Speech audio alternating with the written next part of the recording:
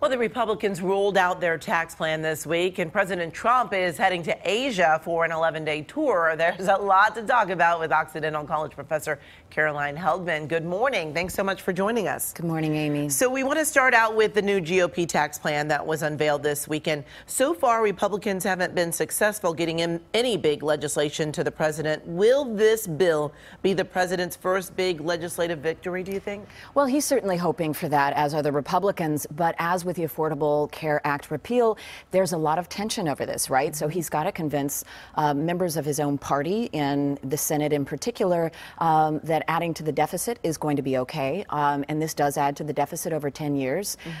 Also, he has to convince the American public. The only poll that's been done on this finds that about 50% oppose it right now. A third support his current tax bill, and the remainder just don't know. This is a tax bill that, according to the American Tax Institute, over a 10-year period, 80% of the benefits are going to accrue to the top 1%. So I think Trump has a perception issue with his tax proposal that it benefits the wealthy, and he needs to address that and members of his own party in order to get this passed. Okay, and Californians are going to be particularly hard hit by this plan because it eliminates deductions for state, county, and local taxes. Do you think those deductions will come back before the bill gets to the president? Well, I think that would be one kind of popular thing to put back in from states that are high tax states like California, New Jersey, Connecticut, New York. I think he's going to face a lot of opposition from senators and even perhaps members of the House over trying to repeal the SALT exemptions.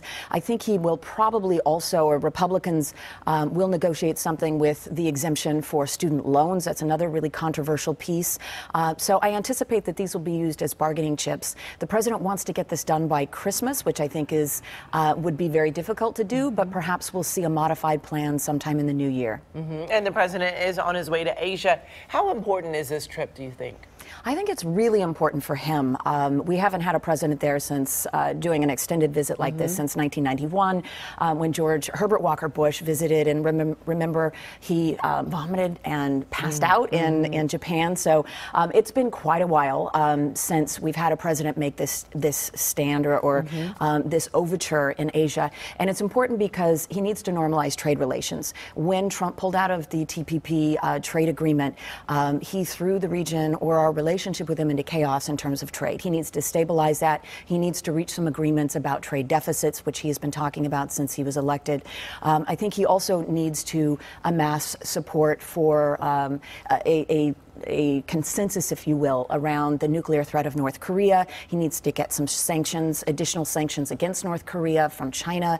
And also this trip is a great distraction for him, right? He's had a rough week from the Manafort and Gates indictment and the Papadopoulos revelation that he's probably working with the feds, to the revelations yesterday that Carter Page did have a meeting with the Russians, and also the revelation that Jeff Sessions knew about meetings with the Russians that he has failed to disclose during his confirmation process. So really important in terms of trade, North Korea, as well as a distraction from his rough week. Anything else that you think needs to happen for it really to be considered successful? I think Trump needs to walk away with very specific agreements about what China's going to do in terms of the North Korea threat and sanctions and tightening that, because about 80% of what's coming and going in North Korea is coming by way of China. I also think that he needs very firm, concrete agreements that address the trade deficits with all 5 of the countries that he is visiting. So if he can come back and say, look, this is what I did in 11 days, I think this trip will be a roaring success for Donald Trump. Okay. All right. Caroline, thank you so much for joining us this morning. We certainly appreciate it. Thank you.